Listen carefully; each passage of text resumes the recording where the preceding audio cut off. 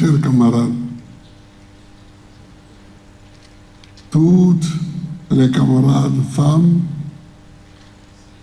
tous les camarades hommes, tous les jeunes qui sont venus, je vous remercie. Chers amis, quand nous nous étions rencontrés ici,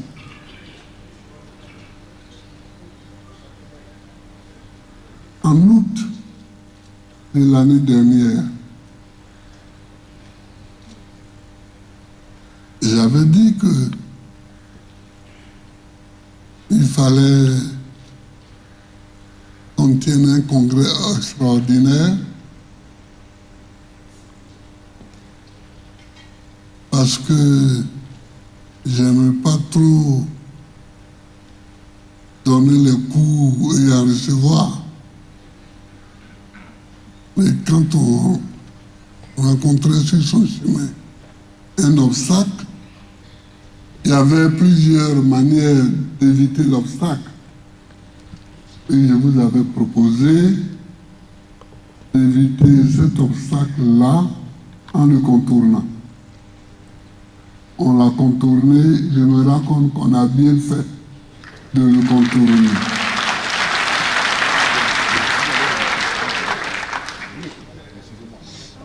Aujourd'hui, on est réunis pour faire le point où on en est.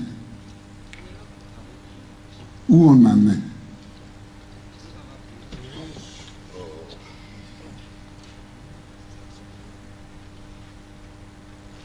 Comme on dit, où Babou va, je vais. Mais pour parler plus sérieusement, c'est que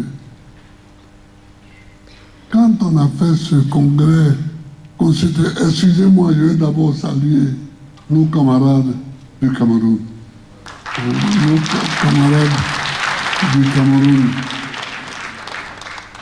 pour deux raisons. D'abord parce qu'ils sont du parti de Frondi, qui est un camarade, mais plus que ça, c'est un ami. Frondi a été me saluer à Bruxelles. Je connais Frondi depuis longtemps. On a parcouru avec l'Internationale socialiste, on a parcouru le monde entier, on est allé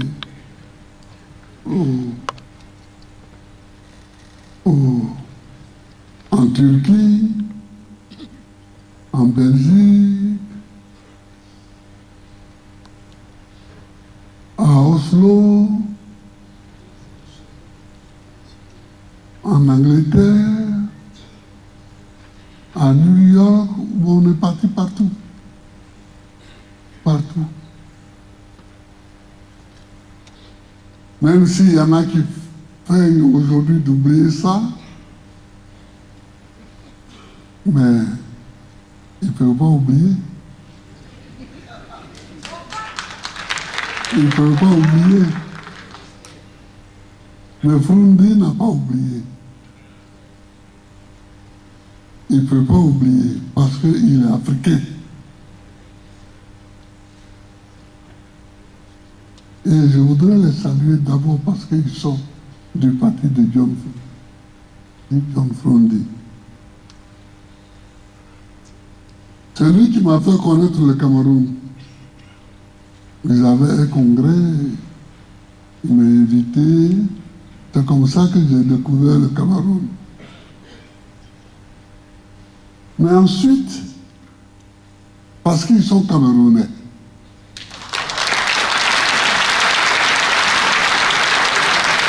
Et les Camerounais, pendant ces épreuves que j'ai eu à traverser, les Camerounais ont été d'un soutien total, d'un soutien sans faille, d'un soutien sans faille. Et je ne sais pas comment les remercier. Je ne sais pas comment, mais c'est vrai que la lutte que nous menons ici est la même qu'ils mènent aussi, mais les Camerounais ont été... Il fallait les voir dans les manifestations à la haine devant ce pays, les Camerounais. Il fallait les voir dans les manifestations à Paris. Chers frères, je vous salue, je vous remercie, mais on se verra. On se verra avant votre retour, on se verra et on causera. Donc,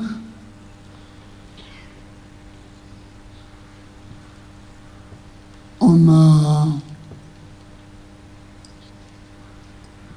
a fait le congrès constitutif après avoir fait la rupture ici. On a fait le congrès constitutif à l'Hôtel Ivoire. Ça s'est bien passé, le congrès constitutif. Et je voulais vraiment féliciter vous tous. Parce que quand quelque chose est nouveau, on ne sait jamais comment le conduire, comment le mener.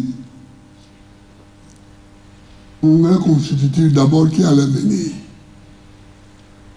Premier problème de droit, qui allait venir? Ceux qui prélevaient l'argent qui allait servir à payer la salle. Premier problème. Ensuite, qui allait venir? Alors, on a eu des petits problèmes comme ça. Bon, finalement, on a payé la salle, on a fait le congrès, on a mis en place nos structures, c'est bien. Le secrétaire général vient de vous faire le point de ce que nous avons fait. Il a dit les faits. Moi, je dois dire le pourquoi de ces faits.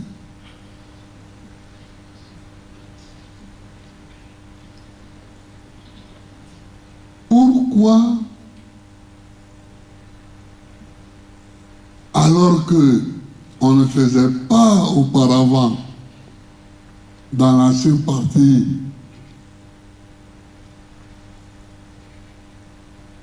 l'élection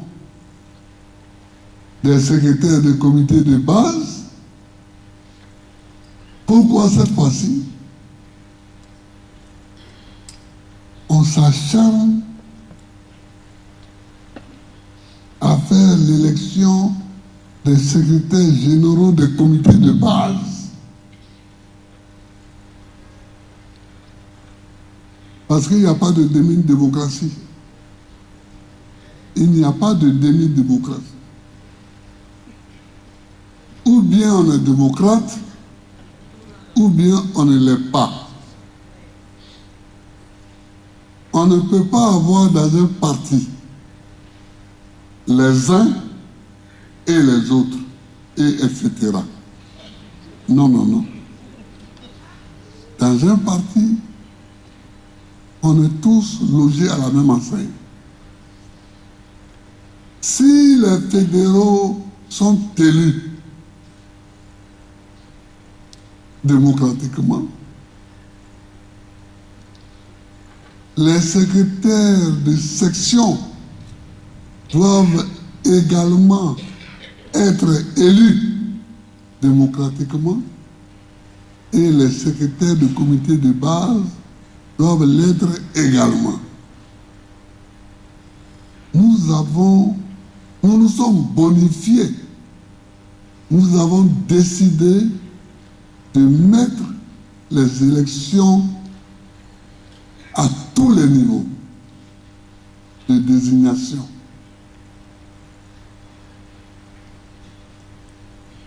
C'est ce que nous avons commencé à faire.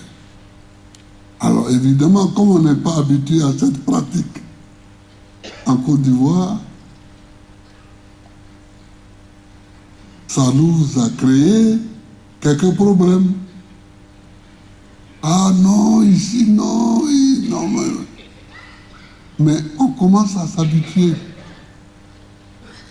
On commence à s'habituer. On commence à s'habituer. Il vous a donné les chiffres. On commence à s'habituer. Et il faut qu'on s'y habitue. Il faut qu'on s'habitue à faire les élections partout.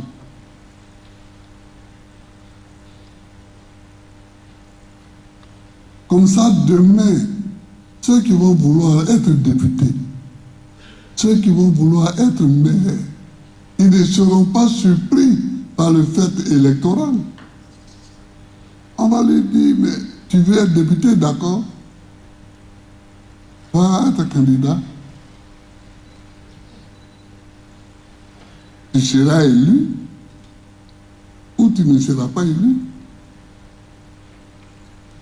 Si tu n'es pas élu, tu retournes à la maison. Mais si tu es élu, bon, tu es élu. Il faut qu'on s'habitue à la pratique électorale.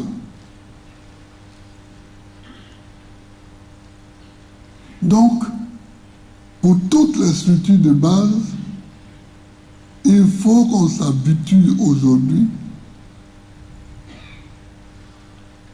Il faut qu'on s'habitue à l'expression démocratique. Sinon, quand moi je vais en week-end, avant, j'ai un cousin qui arrive. Ah Laurent, c'est moi qui suis maintenant secrétaire du comité de base. Hein? On m'a élu hier. Là.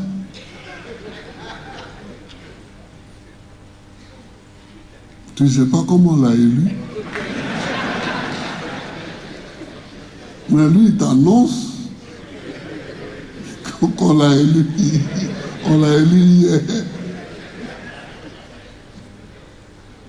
Bon. Oui, c'est une pratique qui a existé, mais il ne faut plus qu'elle existe. Il ne faut plus qu'elle existe. Il faut qu'on soit rigoureux dans tout ce que nous faisons. Donc, camarade secrétaire général, continue. Continue.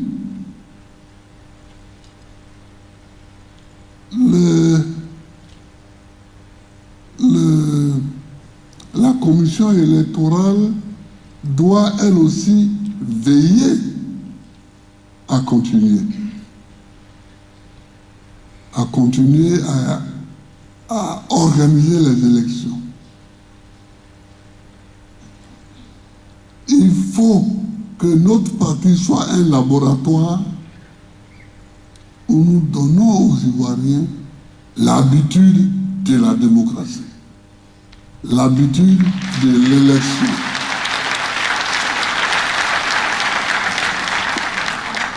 Il faut que notre parti soit ce laboratoire-là. Vous allez voir progressivement les autres. Ils vont prendre exemple sur nous. D'ici 5 ans, ils vont prendre l'exemple sur nous. Hein? L'Algérie. Ah, c'est bien. C'est bien. Donc, il faut que nous soyons le laboratoire de cette démocratie interne.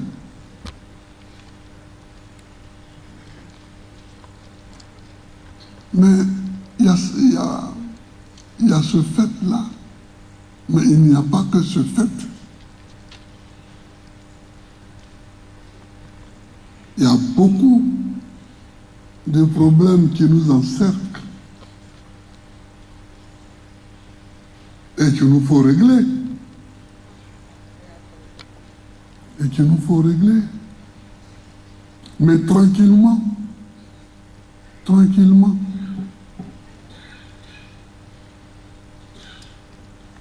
Quels sont les problèmes qui nous encerclent?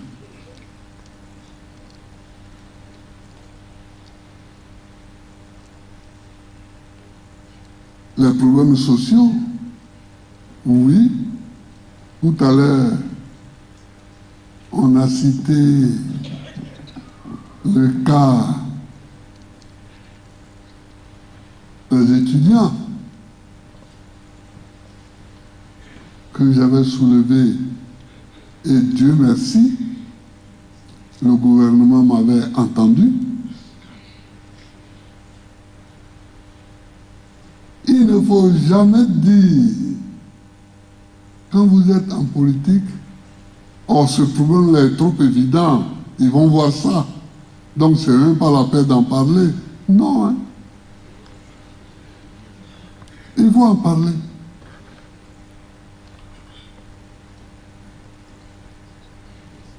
Parce que les problèmes les plus évidents, c'est eux-mêmes qu'on ne voit pas. C'est eux-mêmes que les autres ne voient pas. Ou bien, c'est eux-mêmes que les autres font semblant de ne pas voir. Donc, si vous voyez un problème, parlez-en. Soulevez-le.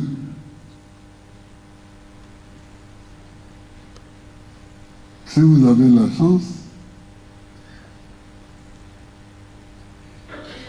ils feront chorus avec vous.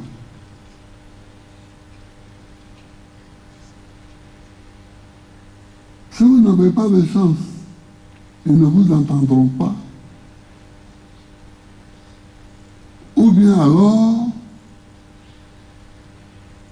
ils verront et ils feront semblant de ne vous avoir pas entendu. Mais il faut continuer à en parler. Il faut continuer à en parler. Donc pour ça, j'avais dit merci au gouvernement, parce qu'il n'est pas digne qu'en Côte d'Ivoire, les étudiants aillent dormir sous les bancs des amphithéâtres. Ce n'est pas digne.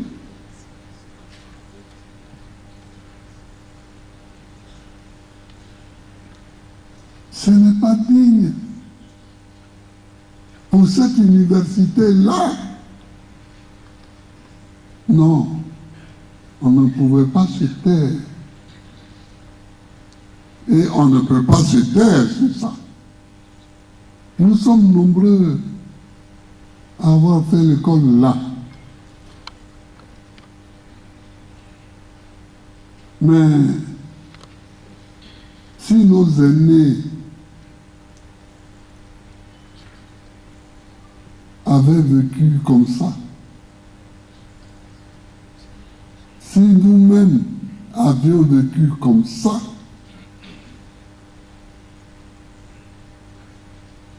il y a plein de cadres qui n'auraient pas été formés. Il y a plein de cadres qui n'auraient pas été formés. Moi, tous les cadres de ma génération, nous sommes passés par là. Quoi ça? Oh, nous sommes nombreux quand même. Nous sommes nombreux. Donc nous avons bien fait de mettre l'accent dessus. Le gouvernement aussi a bien fait de prendre les décisions pour ouvrir les cités et donner un lit ou un matelas à chaque étudiant. Maintenant, veillons à regarder pour voir qu'effectivement, les lits et les matelas sont donnés. Veillons à ça.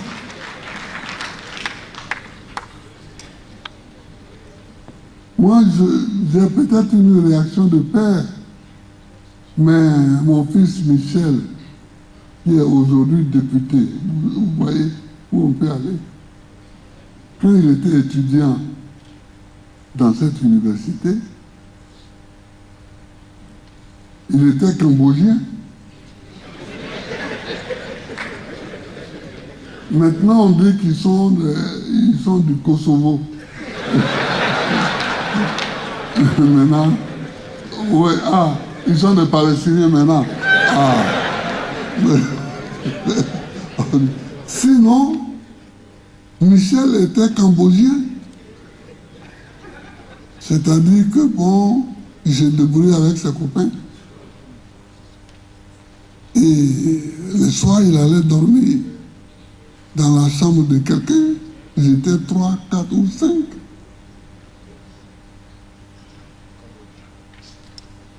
Un père voyant cela, ça lui laisse quand même un souvenir plus tard. Surtout quand il est devenu chef d'État, bon, ça lui laisse un souvenir. Donc, c'est peut-être pour ça que sur ces questions-là, et puis nous autres, on n'a pas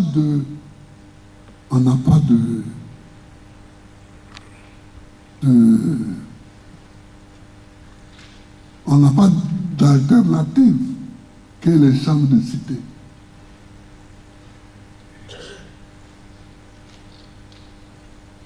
Il y en a. On avait des amis dont les pères étaient assez cossus pour avoir des appartements à Cocody. Donc, au lieu d'avoir une chambre en cité, on leur louait des appartements. Et puis bon, ils venaient pour rejoindre. Et le soir, ils retournaient dans leurs appartements. Mais nous, si on n'avait pas de chambre en cité, on allait faire quoi? On allait où? On allait aller où? Dormir où? Étudier où? Donc il y a tout ça qui fait que je suis très sensible à ces questions-là. Parce qu'il y a encore beaucoup d'enfants de pauvres et de très pauvres qui seront perdus pour les études si ils n'ont pas de chambre en cité universitaire. S'ils n'ont pas de chambre en cité universitaire, ils seront perdus.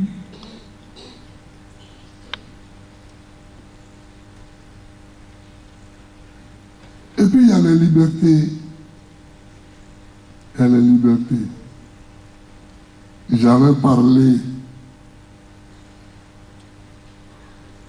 de la dame, là, Pulchérie Balé. Une dame que je n'ai jamais rencontrée personnellement, avec qui je n'ai pas discuté, mais elle est encore en prison. Elle est encore en prison. Pourquoi? Pourquoi elle est en prison?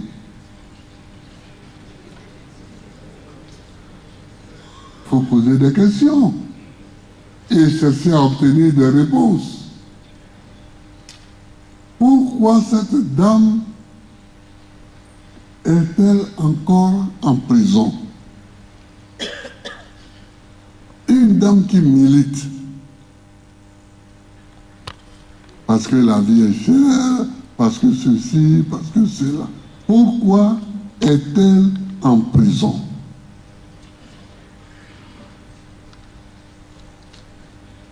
Mais je ne sais pas pourquoi. Mais je trouve que quand une personne est mise en prison et qu'on ne donne pas des justifications claires, il y a quelque chose qui est louche. Il y a quelque chose qui est louche.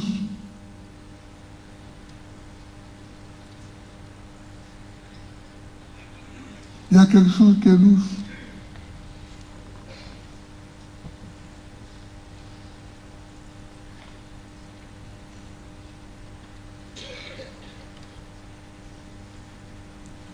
Un jour, je rencontre un groupe de, pas de jeunes, parce que c'est des gens qui ont mon âge ou bien un peu moins ou un peu plus. Je dis, ah, ça c'est notre compagnon. Nos parents étaient tous en prison et à Moussokro. Vous voyez? C'est comme ça naissent des fratries. Parce que des gens ont été en prison ensemble, leurs enfants se considèrent quelque part comme frères. Non, il ne faut pas mettre les gens en prison comme ça. Il ne faut pas mettre les gens en prison comme ça. La prison n'est pas une réponse politique posée. La prison n'est pas une réponse politique à un problème politique posé. Non. Non. Moi, j'ai été président pendant 10 ans.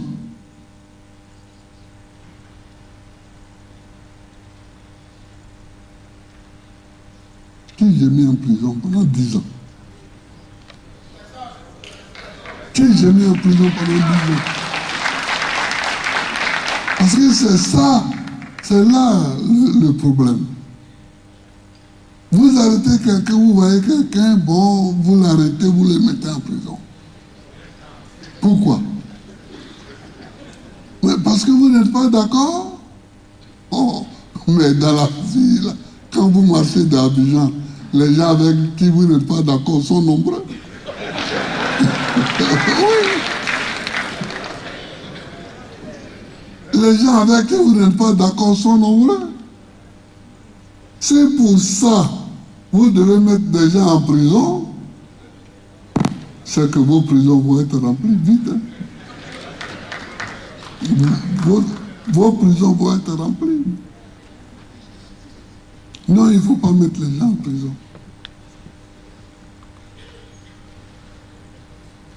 Donc, c'est pour des choses comme ça qu'on fait la politique. Pour améliorer l'existence des êtres humains. Alors, il y a toujours quelques gens qui sont courageux, qui se lèvent. Non, moi, je suis devant. Bon, c'est notre cas. On est devant, bon, mais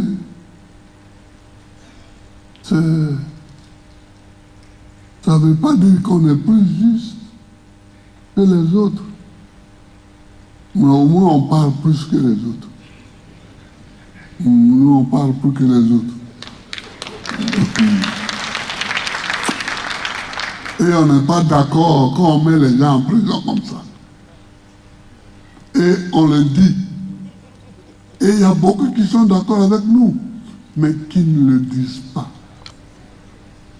Donc, quelquefois, nous passons pour des héros. Nous passons pour des braves, mais nous ne sommes pas forcément plus braves que les autres. Mais on dit non, il ne faut pas mettre les gens en prison.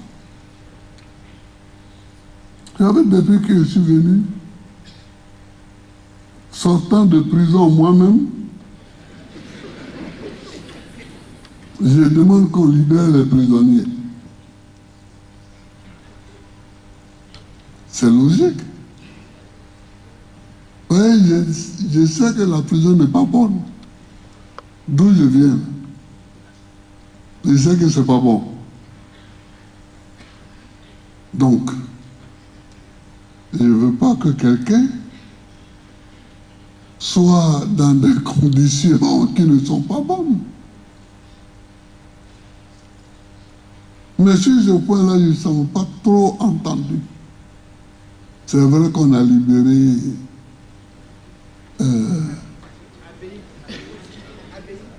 Abbaye et Vagba. Ils sont deux. On avait libéré quelques civils aussi. Mais il faut que notre parti soit sur ce point un pôle de liberté aussi.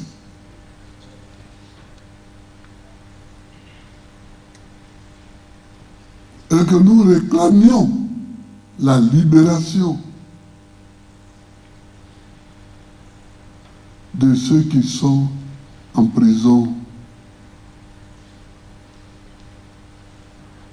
pour des raisons politiques.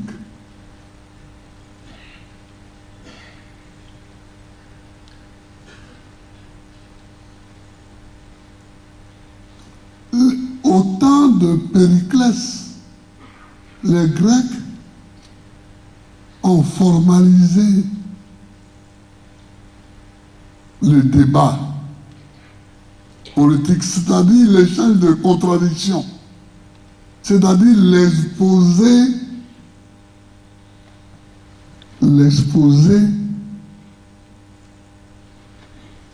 des contradictions. C'est ce qu'ils ont appelé la démocratie. Démos, le peuple. Kratein, commander. L'exposé des contradictions. Mais c'est des gens qui ont vécu dans la nuit noire des dictatures, arrivés à un moment, ils décident que non, on crée la démocratie, c'est-à-dire maintenant, il faut qu'on expose publiquement nos contradictions, sans que pour autant quelqu'un d'entre nous encourt des peines, mais c'est qu'ils ont réfléchi. C'est qu'ils ont réfléchi.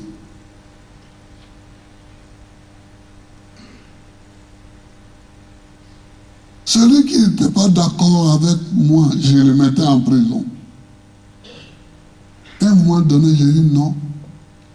Maintenant, celui qui n'est pas d'accord avec moi, il faut qu'on expose nos contradictions.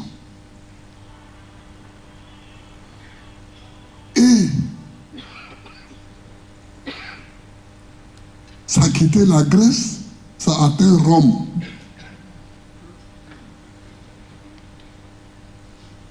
Rome, la capitale du monde à l'époque.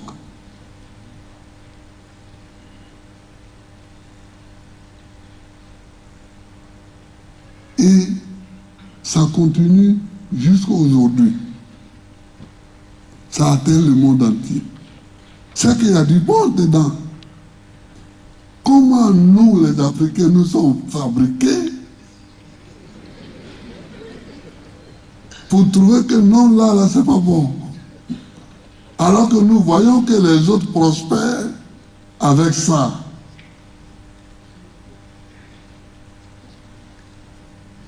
Quand même, réfléchissons un peu.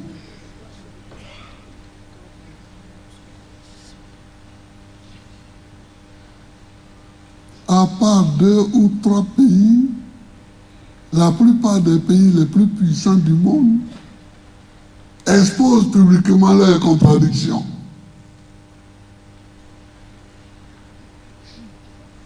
Et c'est sur ce continent-ci que dès que tu ouvres la bouche, on te met en prison.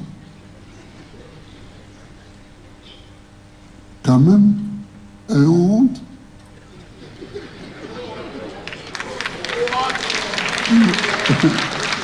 Ayons honte.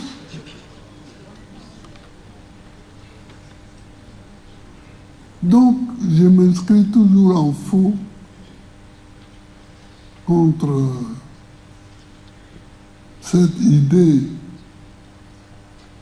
d'étouffement des libertés. Je m'inscris en faux, toujours, contre cette idée d'étouffement des libertés.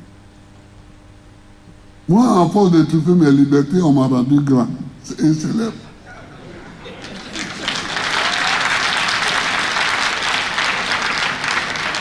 On m'a rendu grand et célèbre.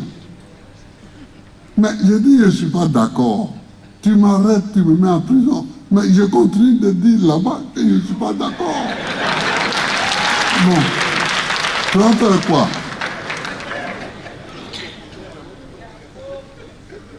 Tu vas faire quoi? Voilà.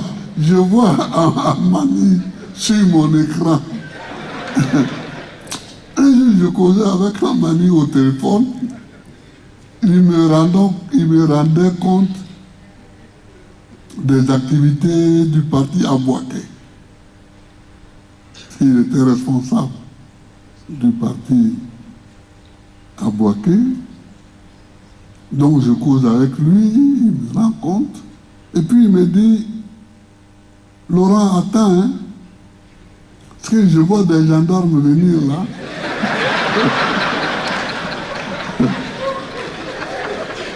Je vois, mais lui, il ne pensait même pas que les gens venaient l'arrêter.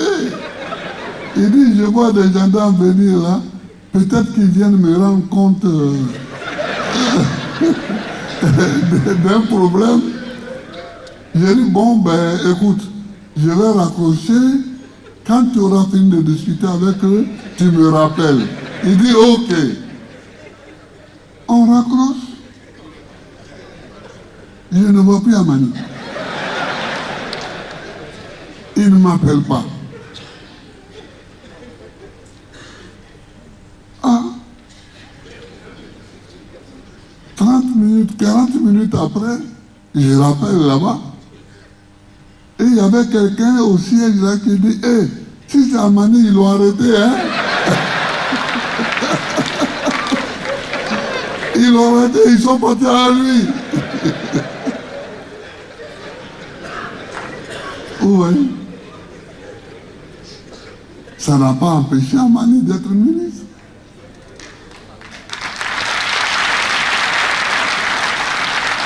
Alors, ce que je veux dire, c'est que si au moins ces arrestations bizarres, si ces arrestations avaient un impact positif pour leurs auteurs, si ça leur apportait quelque chose, je pouvais dire, bon, peut-être qu'ils gagnent quelque chose en arrêtant, mais vous nous arrêtez. Vous ne gagnez rien avec ça. Au contraire, nous continuons de dire qu'on n'est pas d'accord avec vous. Et plus vous nous arrêtez, plus nous disons qu'on n'est pas d'accord. Bon, et vous continuez. Mais vous allez où?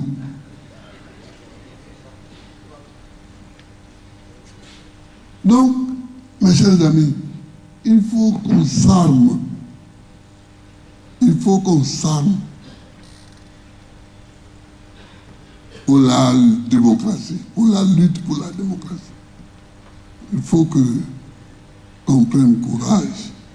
Bon, mais je pouvais continuer à écouter sur ça, mais il y a beaucoup de sujets. Il y a beaucoup de sujets. Regardez, ici, il y a aujourd'hui, dans l'Afrique de l'Ouest, la Guinée, le Burkina, le Mali, où il y a eu des coups d'État.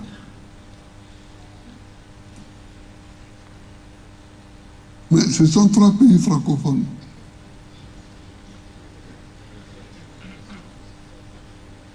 Parce que nos 2 seuls voisins à nous, où il n'y a pas eu de coup d'État, c'est le Libéria et c'est le Ghana, qui sont 2 pays anglophones. Les 3 pays dans l'UEMOA, enfin dans la CEDEAO, les 3 pays dans la CEDEAO.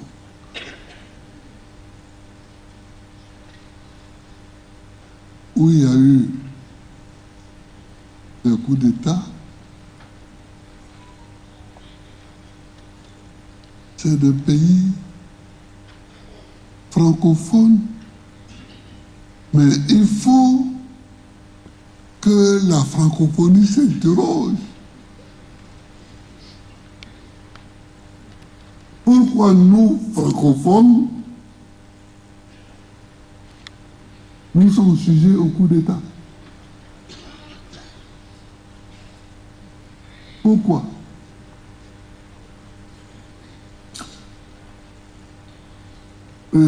On va trouver des raisons. Parce que rien n'arrive sans explication. L'explication, on l'a ou on ne l'a pas, mais elle existe.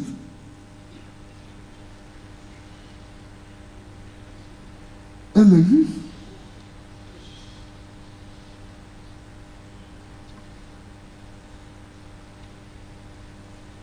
J'avais déjà dit, une fois que j'ai parlé à maman, que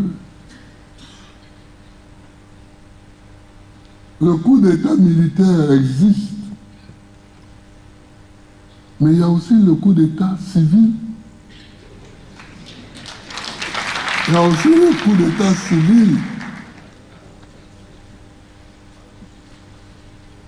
Quand tu es président, le Premier ministre malien l'a dit de façon plus amplifiée, parce que c'était devant, à la tribune de l'ONU. Bon, mais il a dit c'est là de se dribbler en gardant le ballon. Hein? C'était en fait. Voilà. Bon, mais je vais dire,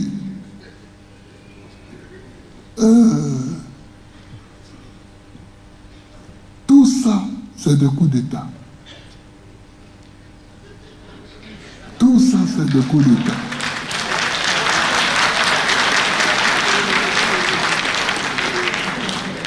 Et si on ne regarde que les coups d'État militaires, sans regarder les coups d'État civils, on ne va pas peut-être comprendre pourquoi il y a des coups d'État militaires. Parce que les coups d'État militaires sont souvent des réponses au coup d'état civil. Je dis souvent,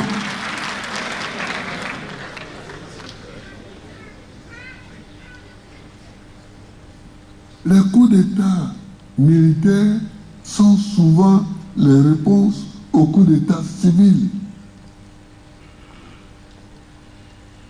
Mais enfin, si la Constitution dit que tu as 2 mandats à faire, mais fais-la et puis va t'asseoir. Moi, je ne comprends pas.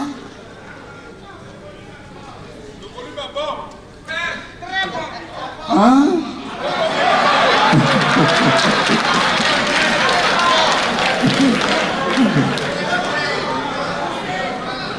Non, mais il y a une chose que je ne comprends pas. Il y en a qui disent, ah ben oui, je n'ai pas fini le programme là, que j'ai commencé. Mais en politique, on ne finit pas de programme.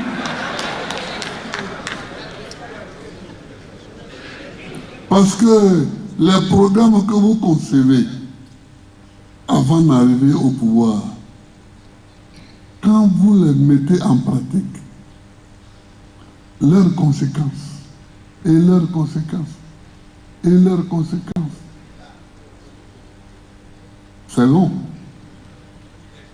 Donc si vous voulez attendre de finir les conséquences des conséquences de vos programmes, vous allez rester au pouvoir toute votre vie. Vous allez rester au pouvoir toute votre vie. Alors, en voulant rester au pouvoir toute votre vie, c'est la dictature. C'est la dictature. Donc, ce n'est pas la peine de vouloir être au pouvoir toute la vie. Il faut demander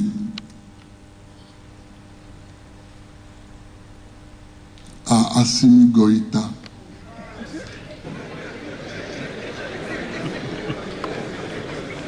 il faut demander à Assimi Goïta, c'est comme ça qu'on appelle au président Assimi Goïta,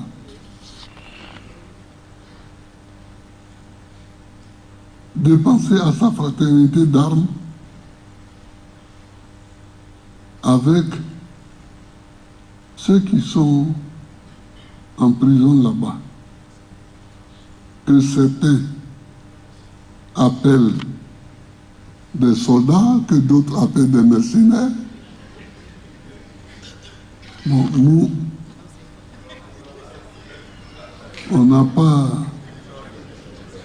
les éléments de penser à sa fraternité d'armes, mais surtout,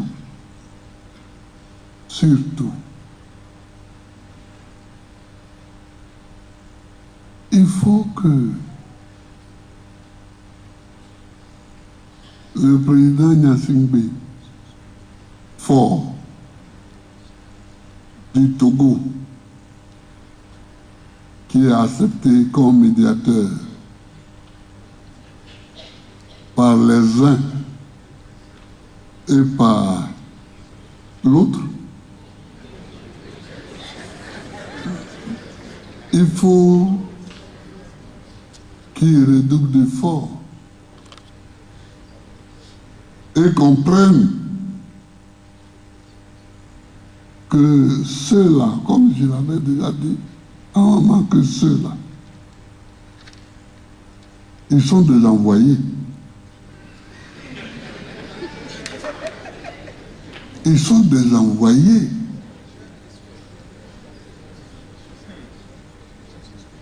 Et c'est celui qui envoie, là. C'est lui qui a la plus grande responsabilité. Celui qui envoie, c'est lui qui a la plus grande responsabilité. quand tu envoies, tu dois pouvoir dire clairement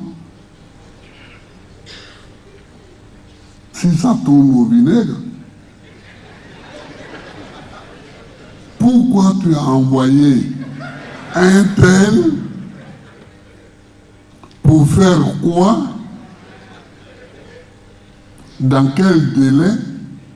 Clairement.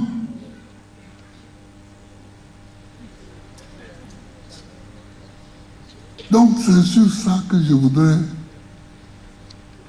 que nous ici, au PPACI, on puisse, dans les mois prochains, envoyer 1 ou 3 délégations en Guinée,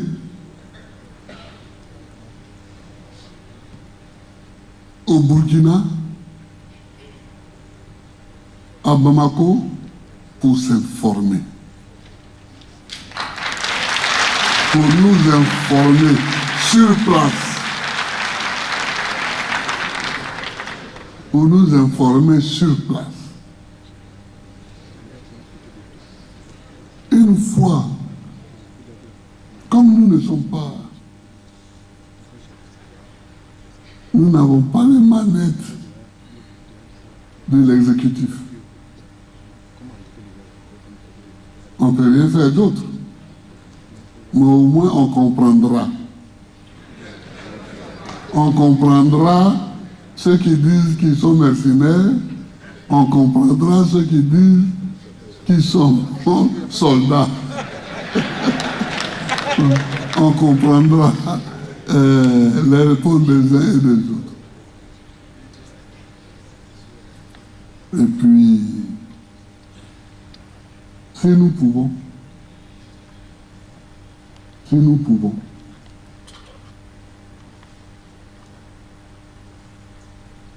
nous demanderons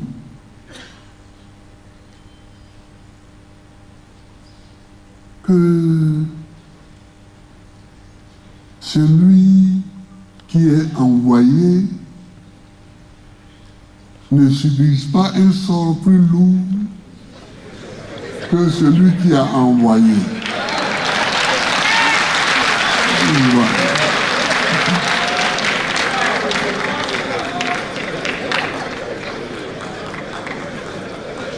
Donc, voilà ce que je souhaitais vous dire un peu aujourd'hui. Mais il nous faut continuer à travailler. Il nous faut continuer, secrétaire général, président exécutif, il nous faut continuer à implanter le parti. Il faut que d'ici la fin de cette année, on ait fini l'implantation.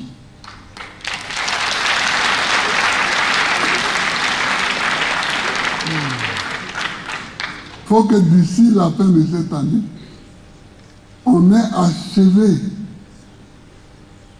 l'élection d'un secrétaire général du comité de base, l'élection des secrétaires de section et l'élection des fédéraux. Des fédéraux et des membres du comité central. Il faut que les 2 ligues, j'ai vu tout à l'heure les 2 dames, oui, voilà. Il faut que les 2 ligues, d'ici la fin de l'année, aient achevé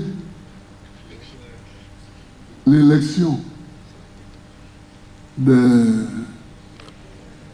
leur direction. quant à moi, pour que ces deux jeunes dames que j'ai nommées pour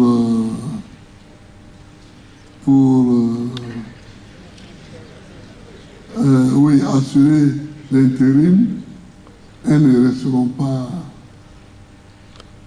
dans la nature. Voilà. Elles ne resteront pas dans la nature. Mais elles ne vont pas faire comme... Elles ne vont pas faire comme quelques CI que je connais. Elles ne vont pas organiser les élections et être en même temps candidates. Voilà. Donc, je compte sur vous, mesdames. Je compte sur vous. Et on va faire comme ça. Il faut que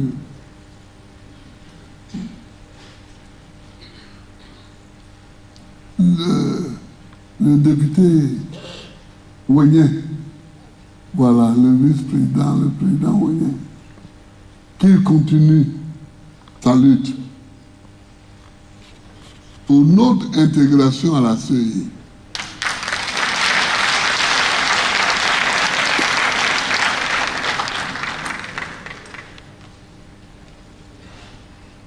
Il n'est pas normal qu'on continue à regarder cette injustice prospérer. J'espère que c'est une erreur, comme le ministre te l'a dit, tu as rendu compte, j'ai entendu, mais quand ça dure trop, on se pose des questions. Quand une erreur dure trop longtemps, on se demande si ce n'est pas une faute déguisée. Si ce n'est pas une faute déguisée. Donc, il faut continuer. J'avais demandé à Massani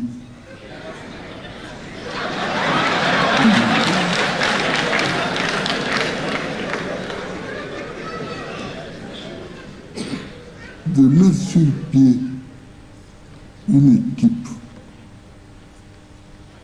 pour presser partout une élection sans violence. Une élection sans violence. Il faut que cette voie-là ne s'arrête pas. Hein, Massani, où elle est? Ah, voilà. D'accord. Ok. Il faut que ta voix ne s'éteigne pas. Et que tu continues à prêcher partout que la Côte d'Ivoire doit atteindre le stade où elle organise une élection sans violence. Je te remercie. Donc, président Ouénien, voilà, il faut continuer. Il faut continuer. Les deux dames là-bas, je vous salue, voilà. J'ai vu une autre aussi. Ah non, elle est candidate, elle. Donc c'est pas la même chose. Bon, donc, voilà. Monsieur le Président,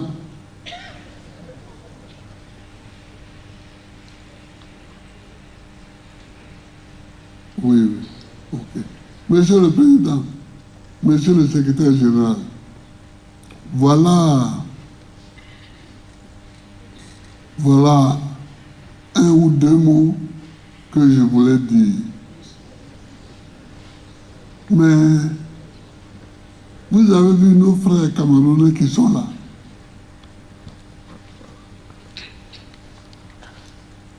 Ils vont me donner l'occasion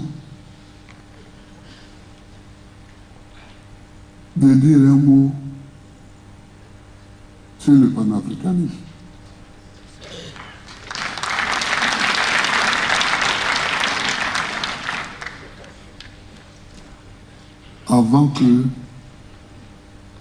Avant de clore mon propos.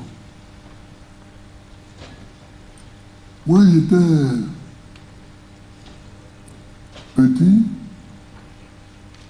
Bon, on avait vers 17 ans, 18 ans, quand j'ai rencontré le livre de Nkrumah, l'Afrique doit s'unir.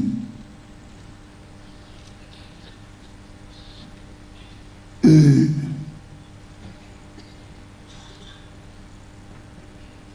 j'ai pris le livre,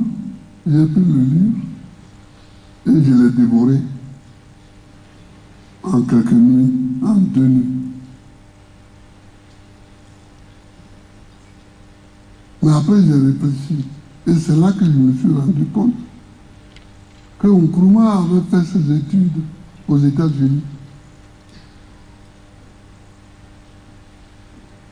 Et que ce n'est pas rien dans la formation de sa pensée politique. Parce que, comme je vous l'ai dit une fois,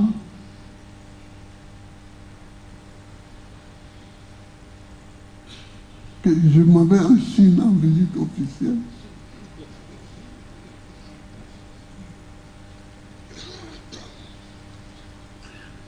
On lève le drapeau de Côte d'Ivoire.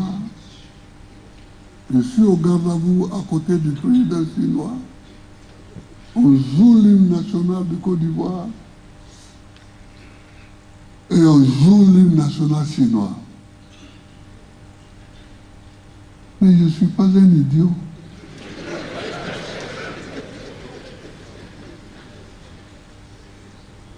Les gens viennent, ils me saluent, je cours, on rentre dans la salle de gala.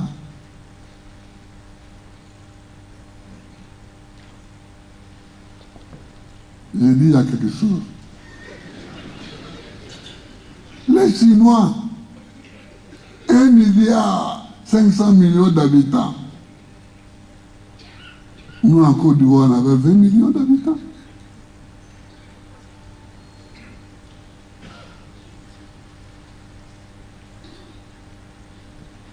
Et là, sur le plan de l'industrie, sur le plan du commerce extérieur, sur le plan de l'agriculture, ils sont, oh là là.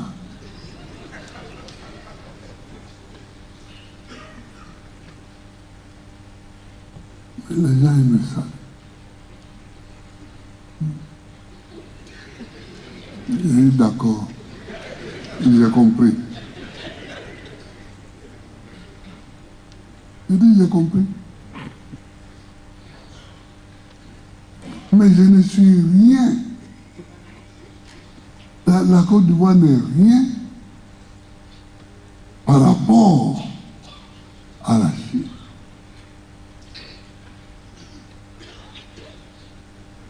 On n'est rien. Même au niveau de l'armement. Au niveau de l'armement.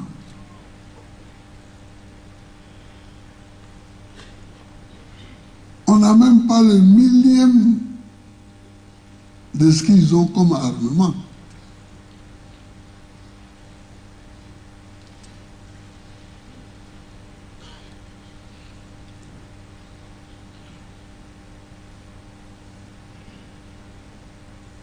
Après, en allant en Chine, J'avais fait escale en Inde, à Jaipur. En Inde, 1,3 milliard d'habitants. Donc, parce que là-bas, quand tu n'as pas 1 milliard d'habitants, tu n'es rien. Tu n'es rien. Bon.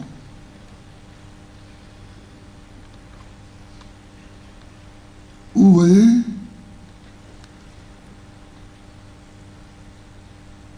c'est là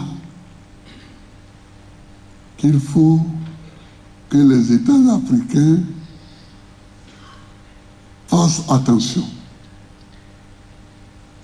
Que les États africains fassent attention.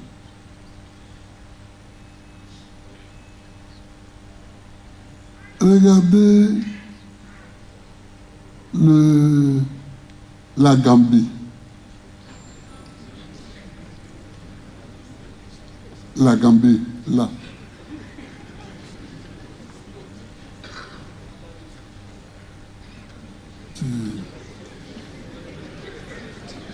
Tu peux traverser la Gambie à vélo.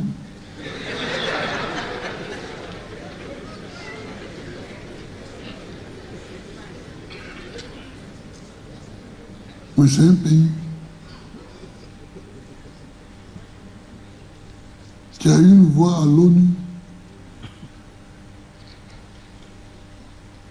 Ah, évidemment, les puissants, ils ont trouvé un système pour dire les vainqueurs de la guerre ont le droit de veto. Ils ont dit les vainqueurs de la guerre. Pour ne pas trop nous vexer.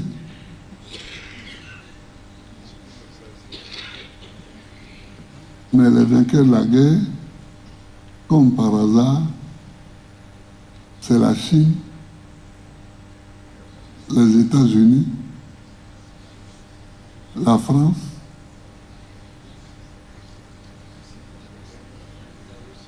la Grande-Bretagne et puis la Russie.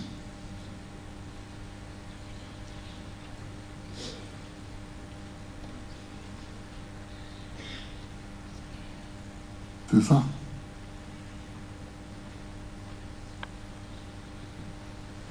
Donc on a dit, bon, les vainqueurs de la guerre ont le droit de veto. Donc à l'ONU, tu peux bavarder même 3 heures, 4 heures, 5 heures. Mais si tu fais des propositions, si un seul de ces 5-là met son veto, ça veut dire je ne veux pas.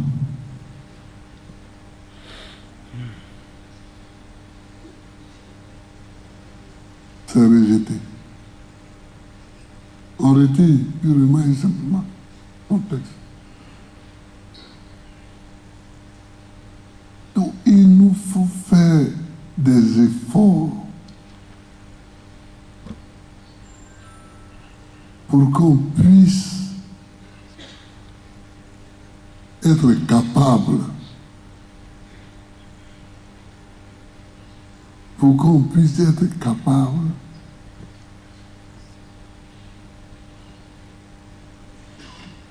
d'avoir un poids.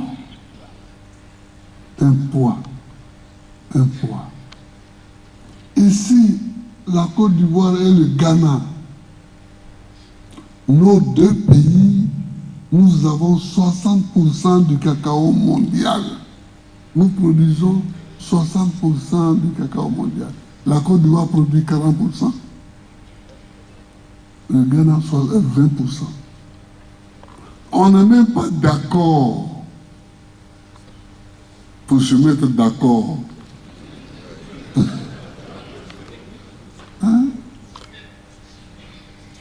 Pour agir et essayer d'imposer un prix de vente. Comme nous, on n'est pas capable, c'est le prix d'achat qui s'impose à nous.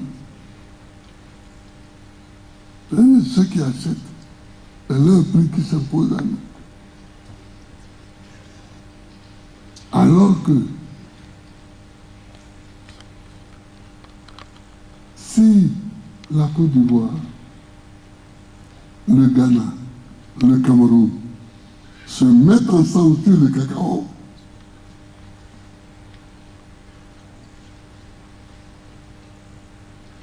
on a 70-80% de la production mondiale de cacao. Et nous pouvons avoir des prétentions dans la fixation des prix de vente. Mais même ça, ce qui a l'air évident, il y a d'autres forces souterraines qui circulent, qui font qu'on ne se met même pas d'accord sur ça. C'est pourquoi j'insiste sur le panafricanisme. C'est-à-dire qu'il faut que les pays africains se mettent... Regardez la CEDEAO.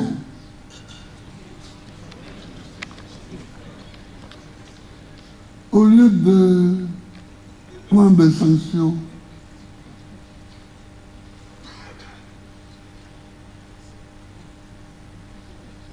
contre un tel pays ou un tel pays parce qu'il a fait un coup d'État,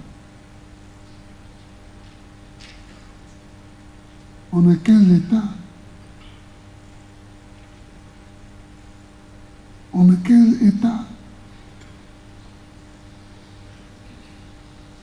Mais on peut se mettre d'accord pour avoir des institutions communes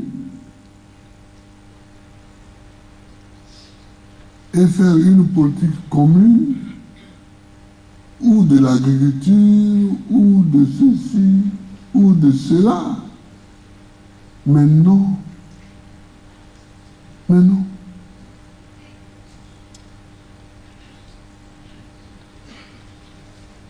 Frère, ce n'est pas le temps de pleurer. C'est le temps de trouver de nouvelles politiques pour aller devant.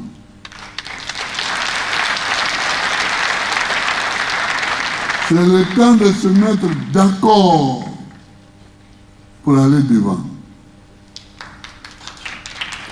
Mais si tu laisses le Libéria là, et tu laisses la Sierra Leone là, avec la Guinée-Bissau là, mais ils vont faire 50 ans, ils vont rester comme ça. Mais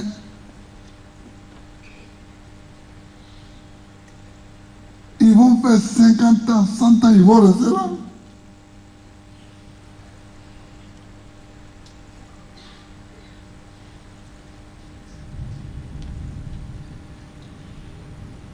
Parce que rien n'impulse une politique nouvelle, une politique commune,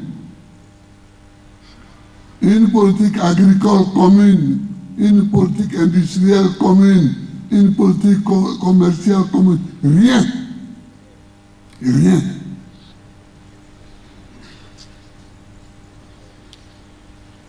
Vous comprenez?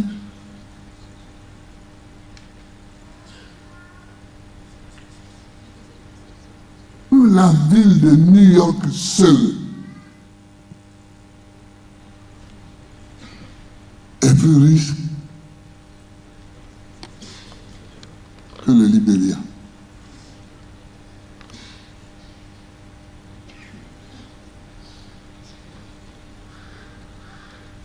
Si tu vas en visite officielle là-bas, ils vont te recevoir.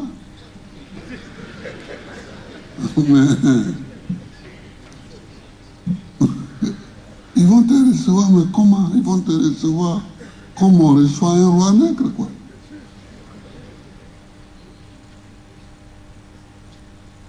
C'est pourquoi, pour quitter l'ignominie, la honte, pour ne plus être des rieneux, comme on dit à Abidjan, pour ne plus être des rieneux, je souhaite qu'on se rassemble. Qu'on se rassemble. Si la CEDEAO fait une politique, je leur avais proposé une politique de transport.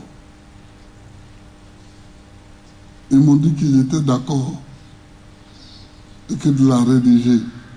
J'étais en train de le faire quand on m'a arrêté.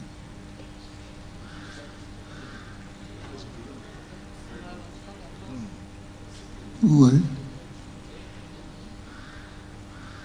Il faut faire des politiques communes, ce qui va nous amener. Aux États-Unis, ils sont 54 États, non? C'est 54? Ou 51? À 50? Bon, enfin. Ils sont 50 et quelqu'un. Voilà. Nous, on est là. On est là. Ah, le Nigeria est trop grand. Ils sont trop grands. Ils sont quoi? Les pays les plus grands en Afrique, il y a l'Égypte, le Nigeria, l'Angola, la RDC, l'Afrique du Sud. Mais sur le plan mondial, qu'est-ce qu'ils donnent?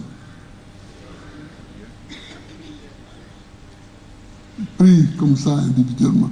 Sur le plan mondial, qu'est-ce qu'ils donnent? Rien. Rien.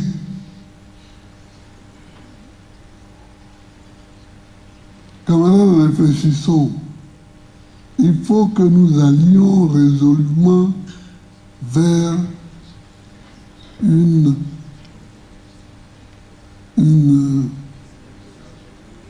coalition. Une coalition de nos États pour coaliser nos économies, pour sortir du trou. Sinon, on est dans le trou pour longtemps. Hein? Si on ne fait pas d'efforts pour être ensemble,